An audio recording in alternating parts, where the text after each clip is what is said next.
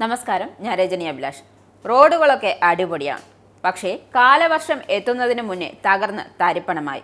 എന്തായാലും ദേശീയപാത നിർമ്മാണത്തിലെ വീഴ്ചയിൽ കടുത്ത നടപടിയുമായി മുന്നോട്ടു പോവുകയാണ് ഈ പൊളിഞ്ഞ റോഡ് കണ്ട കേന്ദ്ര സർക്കാർ. കരാറുകാരായ KNR കൺസ്ട്രക്ഷനെ ഡീബാർ ചെയ്തു.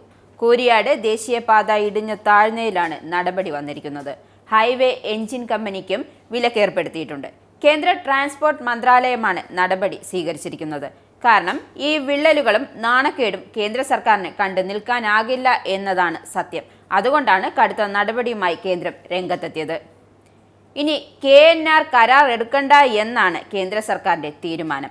KNRന്റെ കടക്കൽ കത്തിവെക്കുന്ന നടപടിയാണ് കേന്ദ്രം എടുത്തിരിക്കുന്നത്. കാരണം നിർമ്മാണത്തിന്റെ പ്രഥമ ദൃഷ്ടിയിൽ തന്നെ അതിന്റെ അപാകത മനസ്സിലാക്കുവാൻ സാധിക്കുമായിരുന്നു.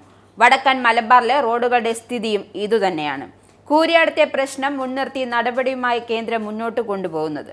മലപ്പുറം കൂരിയാട് ദേശീയപാത നിർമ്മാണത്തിൽ കരാർ കമ്പനിക്ക് വീഴ്ച സംഭവിച്ചുവെന്ന് കേന്ദ്ര ഗതാഗത മന്ത്രാലയം വ്യക്തമാക്കിയിട്ടുണ്ട്.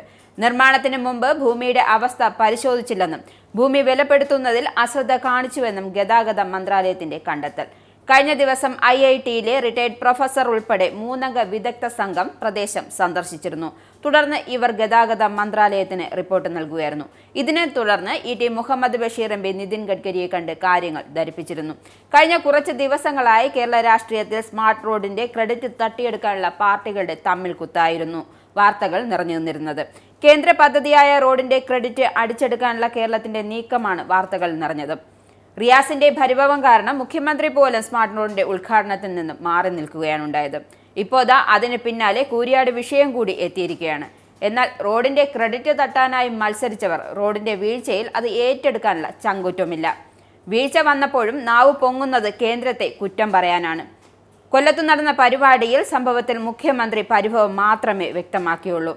നാഷണൽ ഹൈവേ നിർമ്മാണത്തിൽ ഇപ്പോൾ ചില പിഴവുകൾ വന്നുവെന്നും അത് തുറന്നു സമ്മതിക്കുന്നുണ്ട് എങ്കിലും ഇതിനെ വിമർശിച്ചത് മുഖ്യമന്ത്രിക്ക് അത്രയ്ക്ക് അങ്ങോട്ട് പിടിച്ചിട്ടില്ല. ഭൂമി ഏറ്റെടുത്തത് നൽകിയത് ഈ സർക്കാരിന് ഉത്തരവാദിത്വമുണ്ട്. എന്നാൽ നിർമ്മാണത്തിന്റെ പൂർണ്ണ നിയന്ത്രണം കേന്ദ്രത്തിനാണെന്നാണ്. സർക്കാരിനെ കുറ്റപ്പെടുത്താൻ കിട്ടിയ അവസരം അവർ ഉപയോഗിക്കുകയാണെന്നും വീഴ്ചകൾ പരിഹരിച്ച് മുന്നോട്ട് പോവുകയാണ് വേണ്ടത്. ഞങ്ങളെ കുറ്റപ്പെടുത്താൻ വാസനയുള്ളവർക്ക് കിട്ടിയ അവസരം മുതലാക്കി എന്തും പറയുന്ന അവസ്ഥയിലേക്ക് കാര്യങ്ങൾ എത്തിയെന്നും വീഴ്ചയായി കണ്ട് നടപടി സ്വീകരിക്കണം, അത് ദേശീയപാത അതോറിറ്റിയുടെ ചുമതലയാണെന്നും മുഖ്യമന്ത്രി പറയുന്നുണ്ട്.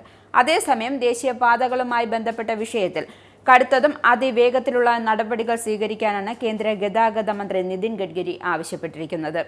ഇക്കാര്യം മന്ത്രിയോട് BJP സംസ്ഥാന അധ്യക്ഷൻ രാജീവ് ചന്ദ്രശേഖറും ആവശ്യപ്പെട്ടിട്ടുണ്ട്.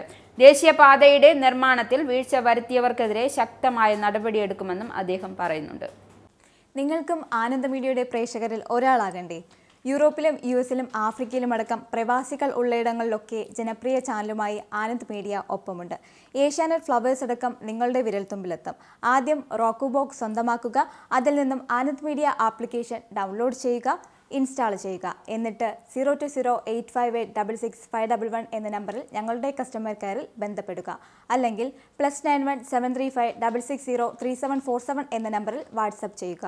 ആനന്ദ് മീഡിയയുടെ സേവനങ്ങൾ സ്വന്തമാക്കുക. മറ്റു ചാനലുകൾക്കൊപ്പം ആനന്ദ് TVയും എൻജോയ് ചെയ്യുക.